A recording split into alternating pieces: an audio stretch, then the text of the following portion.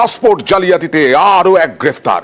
সমীর দাসকে জেরা করে এবার দিবাকর বিশ্বাস নামে একজনকে গ্রেফতার করা হলো। শুধু তাই নয়, পাসপোর্ট জালিয়াতির মতো ঘটনাতেও অ্যাকাউন্ট ভাড়া।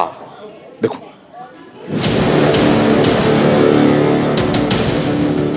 আবারও পাসপোর্ট জালিয়াতিতে গ্রেপ্তার, আবারও সেই উত্তর 24 পরগনা।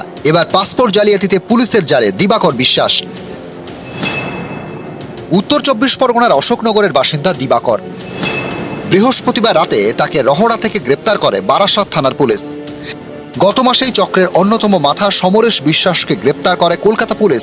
তাকে জেরা করে গত মঙ্গলবার গ্রেপ্তার করা হয় বারাসাতের নবপল্লীর বাসিন্দা সমীর দাসকে। স্থানীয়দের দাবি, বাড়িতে তথ্যমিত্র কেন্দ্র খোলেন সমীর।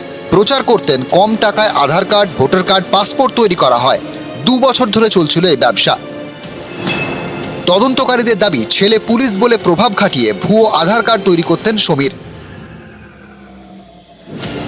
এই সমীরকে গ্রেপ্তার করে দিবাকরের নাম উঠে আসে। বৃহস্পতিবার তাকে গ্রেপ্তার করা হয়। কিভাবে কি করতেন আপনি? টিউশন করতেন, কিন্তু এই আধার কার্ড পাসপোর্টের না, করতেন? তাহলে আপনাকে গ্রেপ্তার কেন করা হলো? না, সমিতা কয়েকটা ভোটারের ব্যাপারে বলেছিল। হ্যাঁ, ভোটার করে দিয়েছেন? না, ওই কতজনের কথা বলেছিল? 10-12 জন বলেছিল। 10-12 জন? তাদের কি শুধু ভোটার কার্ড? হ্যাঁ, শুধু ভোটার কার্ড করতে বলেছিল? আর উনি আধার কার্ড উনি করতেন? আমি জানি। শুক্রবার বনগাঁ থেকে 3 বাংলাদেশি অনুপ্রবেশকারীকে গ্রেপ্তার করে পুলিশ। এখান থেকে তারা অস্ট্রেলিয়া যাওয়ার ছক কষেছিল। অস্ট্রেলিয়ার কথা বলে আনছেন? বাংলাদেশ থেকে এসছো? কতদিন এসছো? 1 বছর। হ্যাঁ, 1 বছর। অস্ট্রেলিয়া কি জন্য? কাজের জন্য। অনুপ্রবেশকারীদের পাসপোর্ট দিতে ভুয়ো নথি তৈরি করে দিত মনোজ সমরেশ, কিন্তু ব্যাংক অ্যাকাউন্ট অত সহজে তৈরি করতে পারত না। তাই পাসপোর্ট তৈরি করতে ব্যাংক অ্যাকাউন্ট ভাড়া করা হতো।